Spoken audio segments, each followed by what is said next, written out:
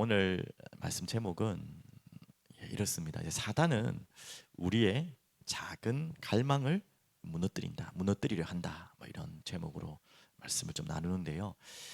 몇 주간 될지는 모르겠지만 지금 이제 금요기도에는 우리 5가지 기둥을 세우는 첫 번째죠.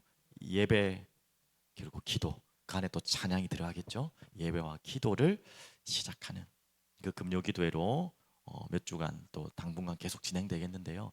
그 시작으로 오늘 이 주제로 좀 하려고 합니다. 사탄의 전략을 분별하라.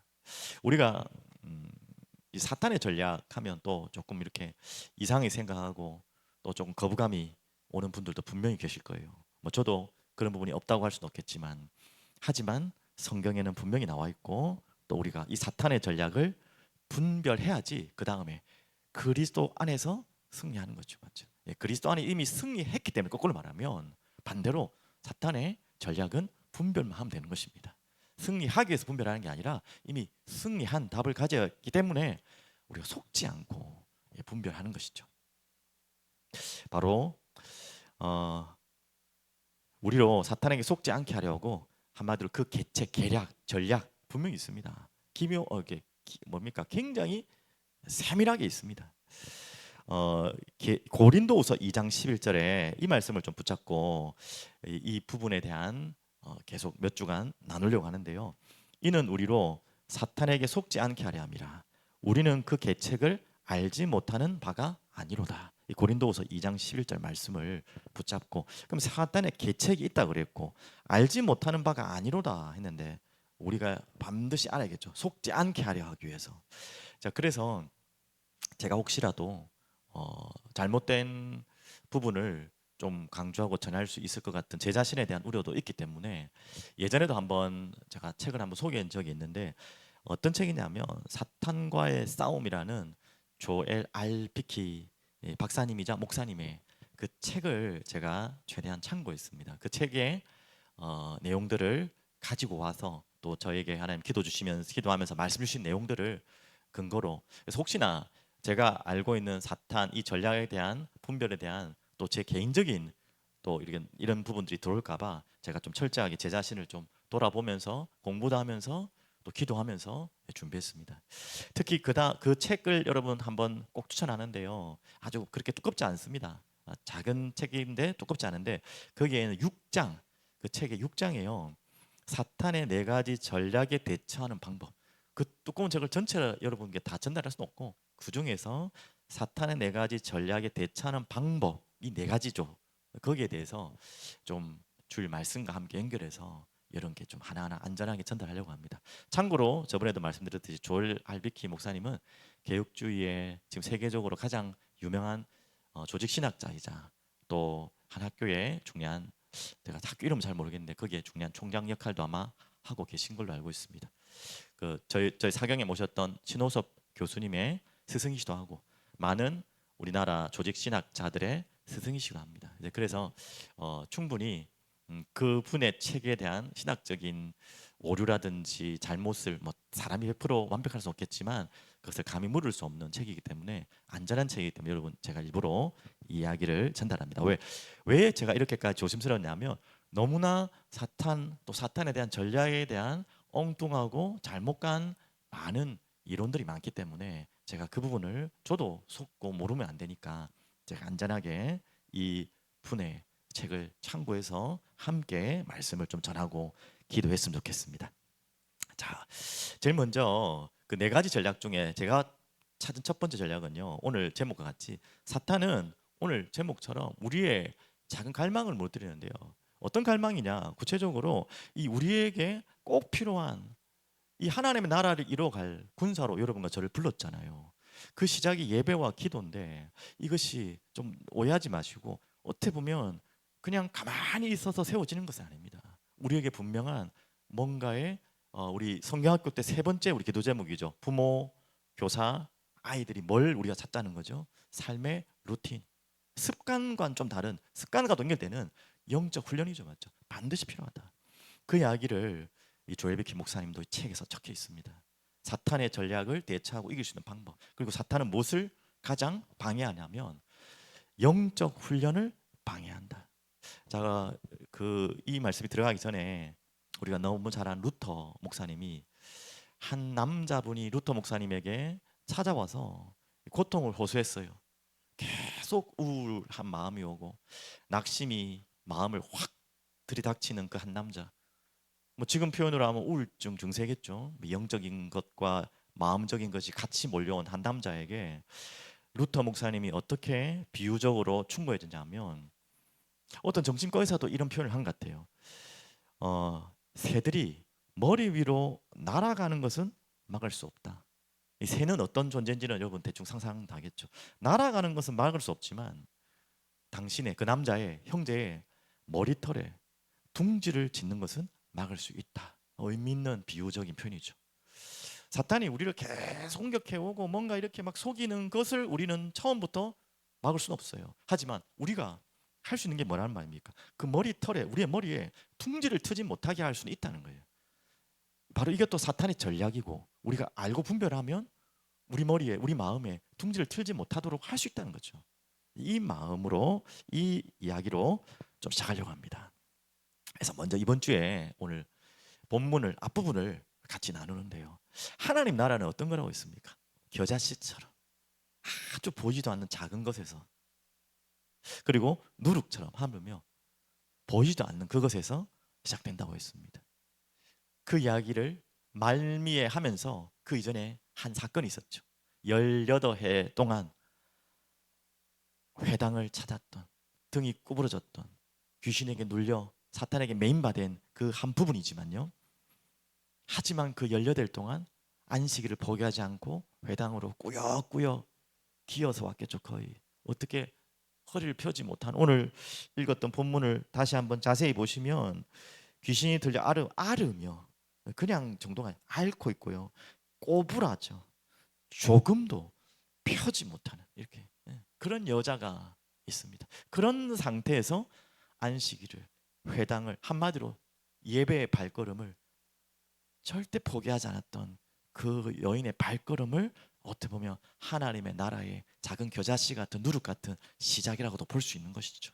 하지만 그 여인의 그 포기하지 않는 그 발걸음이 결코 보잘것없는 작은 것처럼 보이지만 작은 것이 아니었죠.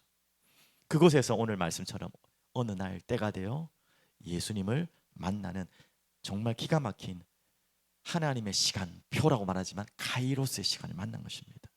그래서 우리는 왜 이런 예배 또 작게라고 표현하는 보다는 여러분 삶에서 드리는 기도 또 우리가 당연히 해야 될 말씀 읽기, 묵상 이런 부분에 대한 다 중요한 걸 알고 이걸 해야겠다는 마음도 우리에게 항상 샘솟는데 왜 조금 하다가 또 식어가고 또 멈추고 또 여러 가지 우리 마음속에는 다른 마음들이 들어올까?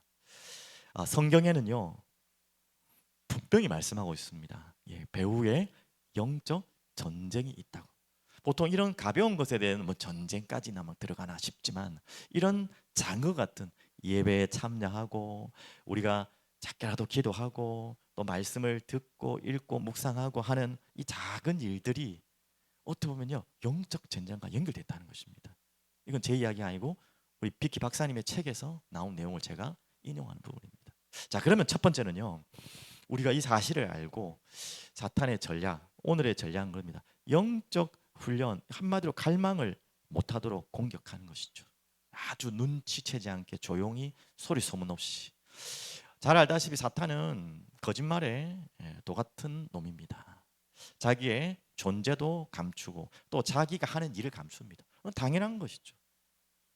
누군가를 무너뜨리려면 누군가를 속이려면 자기의 존재를 감추는 것은 가장 기본적인 전략입니다. 군인들은 다 알잖아요.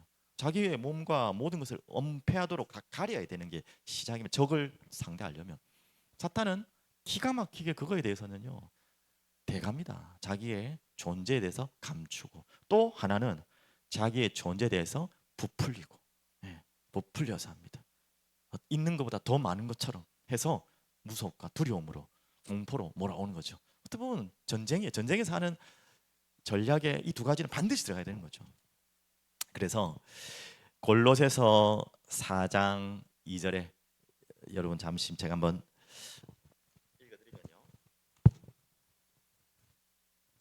분명히 우리에게 성경에 말씀하고 있어요. 기도를 그냥 하라 안 했고요. 계속 하라. 그리고 기도의 감사함으로 잠들지 말고 깨어 있으라. 분명히 성경에서 하나님이 하나님의 백성들에게 명령하신 중요한 부탁이자 말씀입니다. 또 우리가 잘 알고 있는 에베소서 6장 18절에도 모든 기도와 간구를 하라 하되 항상 우리 힘으로 못하죠. 성령 안에서 기도하고 이를 위하여 깨어 구하기를 항상 힘쓰며 여러 성도를 위하여 구하라. 구하면 좋겠다. 권유가 아니고요. 명령형으로 우리에게 하나님은 뭐 이 두 군데뿐이겠습니까? 너무나 많은 곳에 명령하고 말씀하고 있습니다. 그런데 하나님의 말씀은 우리가 분명히 알고 있는데 사탄은 거꾸로 이야기하겠죠. 당연히 기도하지 못하도록 분명히 속일 겁니다. 어떻게? 뭐 우리 잘 알고 있는 좀 그냥 쉬자. 아유 뭐 오늘은 좀 피곤하다. 우리가 제일 많이 하는 거 내일부터 하자. 또 바쁘다. 하나님을 향한 신성한 의무를 뭔가 갈망이 와서 하려고 할 때마다 딱 우리에게 당연히 눈앞에 나타나가지고 그렇게 말한다면 더 잘하겠죠. 아 속이니까 내가 더 해야겠다 하지만 전혀 나타나지 않고 우리의 마음과 생각을 틈타서 공격합니다. 알고 있죠, 여러분도 잘 알고 있는 겁니다. 그래서 온갖 잡생각 그리고 세상의 염려, 왜? 그 염려에 빠지면 그게 빠르지. 지금 이거 기도하고 이것만 하는 것이 지금 아유 지금 그럴 시간 있냐? 염려에 빠지면 그래 되죠. 그리고 집중력을 빼앗고 힘을 약화시키도록 계속해서 우리의 마음을 생각을 속입니다.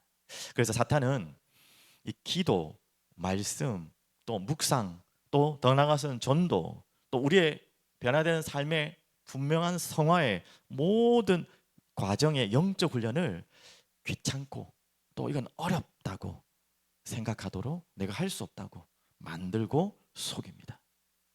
그래서 영적 훈련이 하나님과 우리를 연결하는 통로거든요. 왜 그러면 반대로 말하면 우리는 이렇게 말씀 읽고 기도하고 예배하고 왜 이렇게 해야 됩니까? 우리에게 뭔가 뭐라도 해야 되니까 불안하니까 뭔가로 하나 중요한 습관을 가야 되지만 그게 하나의 과정이지 결과는 아니죠. 목적은 아니죠. 우리의 목적은 뭐냐면 우리가 영적 훈련하는 목적은 뭐냐면 우리와 하나님과 연결되는 바로 통로를 만드는 거예요. 통로가 만들어져야지 계속 그게 연결되잖아요. 그것을 누구보다도 이 사탄은 잘 알고 있습니다. 한마디로 자꾸 군사 용어가 쓸 수밖에 없는데 영적 전쟁이기 때문에 복음로를 계속 막는 거예요. 어떻게 하든지 최고의 전쟁에서 결국은 승리는 복음로를 막아버리는 겁니다. 어떻게 하든지 복음 통로를 폭파해보든지 그 길을 막아버리면 되는 거죠. 누구보다 잘 알고 있고 또 그것이 잘 되어지면 자기에게 아무런 승산이 없다는 걸 알기 때문에 두려워하고 끝까지 막으려고 해요. 오늘 이 본문을 읽었습니다. 18해 동안 회당을 찾은 여인입니다. 우리는 이 여인의 속만까지는 성경에 나와 있지 않지만 충분히 우리가 그 여인 같으면 충분히 예상할 수 있는 마음들이 있어요. 여러분이 그 여인의 자리에 18달 동안 있었다면 어떤 마음이 18달 동안 끊임없이 우리 마음속에 생각 속에 귀로 마음으로 들려왔겠습니까? 가지 마라.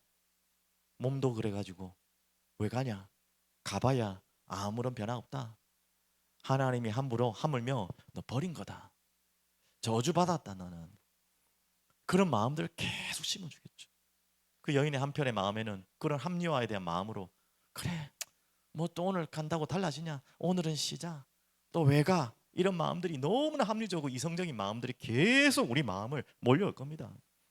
더 무서운 것은 그 여인을 보는 시선들 안 봐도 느껴지겠죠. 그 여인이 자신을 향한 시선이 안 느껴지지가 않겠죠. 뭐라고 많은 사람들이 그 여인을 봤겠습니까? 조금 과장되고 좀 과하게 설명될 수 있겠지만 꼭 짐승 같지 않았을까요? 허리가 굽어진 여인이라는 존재 자체도 비참한 연약한 존재였는데 땅을 보지 못할 만큼 다시 볼까요? 귀신들이 앓고 있어요. 꼬부라졌는데 조금이라도 폈다 꼬부렸다는 게 아니라 조금도 펴지 못하는 한 여자가 땅만 바라볼 수밖에 없는 짐승들이 네 발을 기어다니지 않습니까?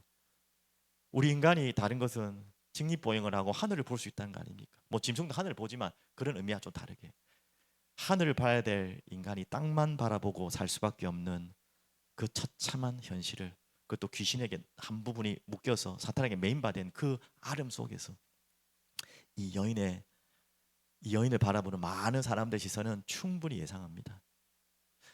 예상할 수 있는 것은 그 회당장의 말을 통해서도 예상할 수 있죠.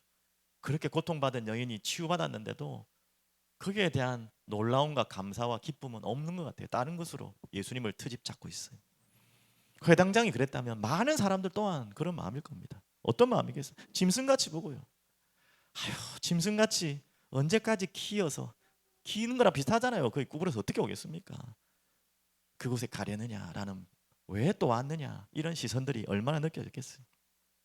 그런데 그 많은 자신에게 올려오는 생각과 마음들, 많은 사람들이 말하지 않지만 들려왔을 것 같은 시선들을 어떻게 이 여인은 참 이겼다고 해야 되나요? 은혜지만 갈망하고 그곳에 계속해서 끊임없이 찾아왔을까요? 이 여인의 몸의 일부분은 사탄에게 매여 있는 거 맞아요. 성경에 나왔고, 몸의 한 부분은 꽁꽁 묶여서 아무것도 할 수 없는 매여 있는 상태였지만 자세히 우리가 읽어보고 묵상하면요, 이 여인의 삶과 마음은 매이지 않았던 것 같아요. 그 갈망은 매이지 않았던 거예요. 그래서 그 마음이 회당으로 끈 거고요. 안식일로, 교회로, 예배로 오게 한 거죠. 뭐 당연히 하나님의 은혜지만, 오늘 이 이야기를 통해서 어떻게 살아가는 우리를, 우리의 마음을, 생각을, 시선을 공격하는지를 보고, 뭐 여인을 닮아갑시다 이 말이 아니라 어떻게 하나님의 은혜를 구해야 되는지를 곰곰이 생각해 봤으면 좋겠어요. 자, 두 번째는 이 사탄은요, 영적 훈련을 어렵게 보이게 만듭니다. 훈련 자체가 어렵다기보다도 실천을 못하게 하는 거죠. 그래서 훈련 자체가 힘든 것처럼 또 보이게 속이기도 하지만, 기도, 말씀, 우리가 방금 막 얘기했던 뭐 성화의 과정들, 전도, 뭐 이런 것들이 아예 시작을 못하게, 아예 성경을 펼치도 못하게, 시작을 못하게, 사탄은 가장 중요한 거, 시작을 못하게, 작은 시작을 어떻게 하든지 막으려고 합니다. 그게 전략적인 전략입니다. 그래서 이렇게 딱 속이죠. 비키 목사님의 책 157페이지의 내용을 잠시 인용해 보면요, 그런 훈련을 즐거움 없이 습관적으로 이행하기보다는 차라리 단념하는 편이 더 낫다라고 생각을 부추긴다고 합니다. 자, 우리가 가장 많이 걸려드는 부분 맞잖아요. 뭔가를 시작하려고 하고, 뭔가를 내가 갈망을 시작하려고 하고, 그래, 오늘부터 내가 정말 이 말씀 받았으니까 기도해야지. 주신 말씀처럼 하나님 앞에 이제 내가 부르짖고 기도하는 시간들을 허락해야지. 성경도 좀 말씀도 있고 말씀을 들어야 되지 하는데, 그 속에서는 어떤 생각까지 드느냐? 아이고, 이 습관적으로 계속 맨날 반복해서 하는 이거 뭐가 달라져? 차라리 이게 안 하는 게 나아. 단념하는 게 나아. 습관이야. 이런 거야. 아무런 즐거움도 없이 이렇게 시작을 생각부터 막아버리고 못하도록 속인다는 거죠. 오늘 겨자씨와 누룩의 비유를 통해서 그것이 아니라는 것을 하나님은 말씀하고 있잖아요. 보이지 않는 작은 시작. 오늘 이 여인의 시작도 마찬가지겠지만, 사탄은요, 거대한 것을, 거대한 사역을 맡기 전에, 그 사역까지 가기도 전에 이미 작은 시작부터 못하게 두려워하게 합니다. 시작이 반이란 말도 어떻게 보면 일리가 있는 말이에요. 그 시작이 제일 어려운 거예요. 그걸 어떻게 하든지 합리화하고 객관화해서 해봐야 안 되도록 계속 걸고 든다는 거예요. 제가 오래전부터 이 말씀을 지금 하나님 주셔서 여러분에게 몇 주간 전달하고 있잖아요. 갈망, 기도. 그럼 당연히 갈망은 기도로 연결되고, 구하고 찾고 두드리라. 그 마음을 아주 뜨겁게 주셔서, 또 말씀도 주셔서 최근에 계속 또 원래 그랬지만 더 갈망하면서 목양실에서 저 개인적으로 개인 훈련을 하고 있어요. 개인적으로 개인 기도를 하고 있어요. 그 개인 기도를 목양실에서 계속 하는데, 목요일이었죠. 뭐 엊그제죠. 목요일 다 이제 아침에 새벽 기도하고 또 계속 목양실에 머물면서 무릎 꿇고 기도하고, 또 피곤하면 잠시 또 누워 있다가 기도하고 하는데, 왜 그런지 자주 안 그러는데 한 번씩 이럴 때가 오더라고요. 뭔가 많은 마음의 생각들이 아까 전에 말했던 것처럼 이 그냥 지나가 버리면 되는데 둥지를 탁 트는 그런 기분이었어요. 루터가 한 말처럼. 그냥 많은 생각들은 지나가 버리면 되는데 딱 내 마음에 머리에 둥지를 트는 마음이 딱 들었는지 지금 오늘 메시지를 생각해 보니까 딱 그래요. 내 마음이 이상하게 불안하고 괜히 뭔가 두렵고 허전하고 공허한 생각들이 막 몰려오는 거예요, 저한테. 아, 너무 이게 힘들어서 이걸 어떻게 해야 되나 이런 생각이 확 몰려올 만큼 두려웠는데 다행히 훈련 중이라 가지고 제가 하고 있는 훈련이 뭐 별것 아니거든요. 뭐 대단한 건 아니에요. 그 내용 자체가 대단히 않다는 게 아니라 뭐 많은 걸 하지 않아요. 다시 지금 뭐 하냐면 뭐 성경 본문을 읽고 쉽게 말하면 누가복음 10장 13장 10절부터 오늘 21절 이번 주일 본문 내용을 쫙 다시 한번 깊이 묵상하고 민망하지만 일단 이 말씀을 하나님 저에게 주셔서 말씀 전했잖아요. 또 전한 말씀을 영상으로 다시 듣고 또 정리된 종이를 또 다시 보기도 하고 뭐 매일 그러진 않지만 이렇게 제 나름대로 루틴으로 다시 보고 다시 또 누가복음 13장 10절부터 21절 다시 또 성경 구절 읽고 그냥 던져진 메시지보다는 성경에서 하나님이 뭐라고 말씀하시고 그 말씀이 메시지로 어떻게 전달된지를 근본은 성경이죠. 계속 이 말씀을 다시 듣고 하는데 또 그날은 또 목요일이기 때문에 수요일 날 우리 알다시피 뭐 성경학교 3강을 했잖아요. 그렇게 말씀을 선포했잖아요, 제가. 하나님 은혜로 예수님 우리 안에 영원히 함께 하신다. 결코 너희들 우리 아이들에게 주는 메시지니까 우리 아이들과 함께하고 혼자 두지 않는다.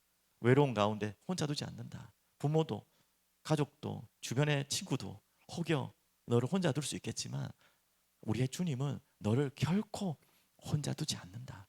그 메시지를 그렇게 했는데 전할 때도 은혜됐지만 다시 들으니까 제가 너무 외롭고 불안함 가운데 다시 들으니까 참 뭐 민망한 이야기지만 와, 딱 힘이 되는 거예요.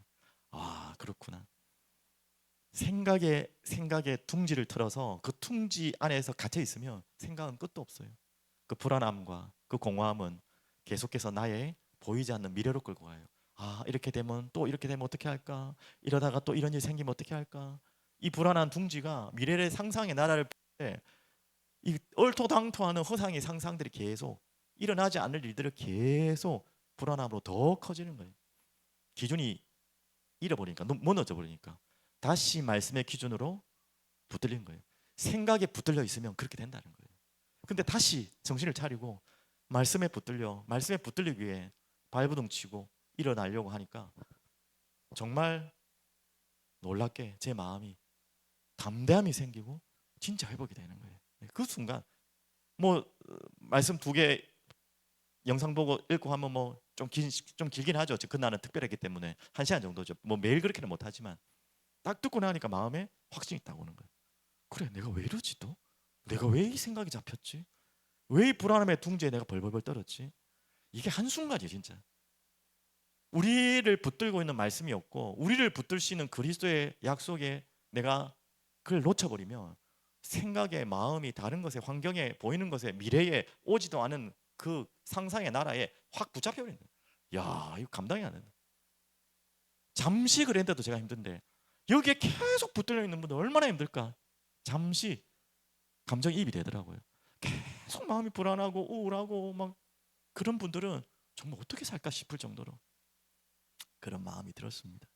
그래서 우리가 잘 아는 빌립보서 4장 6절 7절 말씀 우리의 마음과 생각을 지키는 것은 내가 안 돼요. 내 마음과 생각을 지키려고 발버둥치면 그 생각이 더 잡혀요. 그리스도 안에 있는 평강에 붙잡혀야 돼요. 한마디로 그리스도께 붙들려 있어야 돼요. 그리스도의 말씀에 붙들려 있어야 그리스도의 평강이 나를 찾아오죠. 그 속에서 기도를 해야 되는 거예요. 그냥 기도만 하다 보니까 이 기도가 안 돼요. 기도도 다 생각이 잡혀버리니까 막 더 불안해. 기도하니까 기도하면 할수록 더 불안해져. 근데 말씀에 붙들려서 기도하니까 기도가 또 바르게 돌아오더라고요. 그리고 그 마음이 풀리고 다시 기도하니까 평안함이 와요. 여러분의 그 은혜가 있길 바랍니다. 시편 119편 9절에도 말씀 나왔잖아요. 이 청년이 자기가 죄에 빠지지 않기 위해서 말씀을 묵상한다. 여러분들이 말씀에 붙들려 있어야 될 이유, 그걸 어떻게 하든지 이 사단은 끝까지 못하도록 여러 가지 시작을 하지 못하도록 공격하고 분별하지 못하도록 하는 거죠. 자, 그러면 마지막 세 번째입니다. 이 작은 아무것도 아닌, 지금 저도 조금 간증했지만 영적 훈련이 여러분에게, 여러분의 삶에, 여러분의 마음에 그 작은 시작이, 그게 하나님 나라라는 거예요. 하나님 나라가, 우리는 나라라고 생각하니까 너무 거창하잖아요. 대단한 것처럼 보이잖아요. 이제 뭔가 주님이 다시 오시고 막 그냥 다 뒤집어질 새하늘과 새 땅을, 그건 이제 완성될 나라지. 지금 예수님이 말씀하시는 이 성경의 누가복음 13장에 하나님 나라는 지금 그 때를 이야기하는 게 아니라 지금 오늘 임한 하나님 나라에 임하잖아요. 그 시작은 여기서부터 시작된다는 거예요. 우리에게는 작은 영적 훈련이 결국 그 거대한 하나님 나라를 세우는 시작이 된다는 것입니다. 우리는 계속 눈에 보이는 가시적인 큰 부흥을 생각할 때가 많습니다. 그 보이지 않는 것 때문에 거꾸로 또 낙심하고 힘 빠지고 포기하고. 예수님은 겨자씨 누룩을 말씀하셨어요. 보지도 않을 만한 티끌만한 씨, 아예 보이지 않는 숨겨진 누룩 같은 그곳에서 시작된 것이 하나님 나라다. 하나님 나라는 우리가 생각하는 거대한 방금 사역 이전에 아무것도 아닌 조그만한 10분의 기도 시간, 시간은 중요하지 않지만 그 짧은 시간, 우리가 잠시 읽는 말씀 한 구절, 말씀 한 장, 제가 아까 그걸 한 거예요. 그리고 작게나마 우리 자신을 돌아보는 눈물의 기도, 회개의 기도, 이런 부분들, 또 조그만한 예배의 자리에 오는 그 자리, 이것이 바로 하나님의 나라의 씨앗이고 누룩이라는 거예요. 그걸 우리는 가볍게 여기잖아요. 제가 어제 연결돼서 이야기하면 왜 그렇게 자꾸 마음이 불안하고 허전하고 허무했냐면, 제 마음속에 야, 내가 이거밖에 안 되냐라는 마음이 있잖아요. 어떻게 보면 참 과대망상이죠. 아, 세계복음화해야 될, 저는 선교사도 꿈꿨는데 정말 열방에 복음 전해야 되고 정말 가야 될 곳에 많이 복음을 선포하고 해야 되는데 하는 거대한 사역을 꿈꿨던, 그게 나쁜 건 아니지만 그것에 항상 목말랐던 사람이 한 방구석에 앉아가지고 걱정하고 염려하고 있고 두려움에 잡혀 있으니까 너무 쪼그라 보이는 거예요. 작은 뭐 이런 일 저런 일에 걱정하고 염려하고 있는, 거기에 눌려 있는 내 마음, 야, 참 너무 보잘것없고 연약해 보이는 거예요. 내가 아이고 이거밖에 안 되나, 내가 이거밖에 안 되는 목회자인가, 막 이런 생각들이 자꾸 뭔가 잡히니까 끝도 없더라고요. 그 제가 아까 전에 다시 성경을 읽고 말씀 읽으면서 깨달은 것 중에 하나, 아 그렇지, 맞다, 내가 당연히 비행기를 타고 전 세계를 나가서 복음이 없는 나라에 복음을 선포하는 것도 당연히 중요한 사역이지만, 지금 내가 있는 자리에서 조금씩 기도하고 말씀을 은혜 받고 우리 사랑하는 성도님을 위해서 눈물로 기도하고, 이 어떻게 보면 겉으로는 아무도 알아주지 않는 보잘것없는 것처럼 보이는 그 여인의 회당을 향한 발걸음 같은, 참 모자란 사람이 뭔가 궁색한 일을 하는 것 같은 그건 같지만 아니라는 것이, 다시 말씀을 보니까 내 생각 확 깨는 거예요. 아니었구나. 그래, 한 사람 한 사람 찾아가서 위로하고 말씀 주고 기도해 주는 거, 그분이 변화되지 않더라도, 그분의 변화가 늦어지더라도 그것 때문에 우리는 또 힘 빠지잖아요. 해봐야 뭐 받지도 않는 것 같고, 그 모든 현장은 그대로 같고, 사람들의 마음은 똑같은 것 같고, 아무리 뭔가를 해봐도 발버둥 쳐도 변화가 없는 것 같은, 보이지 않는 그것 때문에 우리는 절망하고 힘 빠질 때가 많은데, 뭐 저는 사역적인 의미고, 여러분의 삶의 자리에서 너무나 많잖아요. 뭔가 애를 쓰고 뭔가 발버둥을 치는데 아무것도 바뀌지 않는 나의 삶의 자리, 내 마음, 뭐 이런 것들 때문에 아유, 우리는 낭망하고 힘 빠질 때 많은데, 아니라는 것을 말씀을 주고 계시잖아요. 그 여인의 아무것도 아닌 것, 누구도 알아주지 않는, 자기 자신에게도 확신이 없었던 그 작은 일들이 하나님은 하나님의 나라라가 임하는 시작이라는 거예요. 맞습니다. 사탄은요 어떻게든지 이 작은 것을 우습게 보게 하는 거예요. 아이고 니까짓 게 그거 해가지고 뭐 한다고, 네가 뭐 그 기도 그거 좀 한다고 뭐가 네 삶이 달라져. 계속해서 아무것도 보이지 않는 그것에 속입니다. 아무것도 아닌 것처럼, 겨자씨, 이거 겨자씨만한 거, 그 누룩만한 거, 그거 한다고 돼? 라고 하나님의 나라를 오용하고 잘못되도록 해석하도록 하는 거예요. 열매가 당장 눈에 보이지 않는다고 열매 없는 것처럼 속입니다.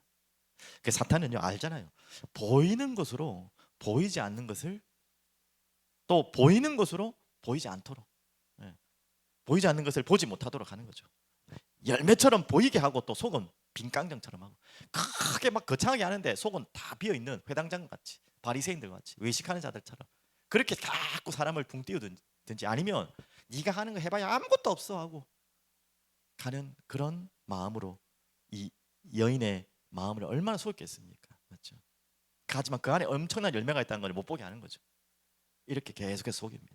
자, 그래서 오늘 모든 결론입니다. 결국 우리가 다시 꼭 기억이 될 거. 사탄은 이 두 가지를 결코 못 보게 해요. 겨자씨, 누룩. 또 가치 없게 생각해요.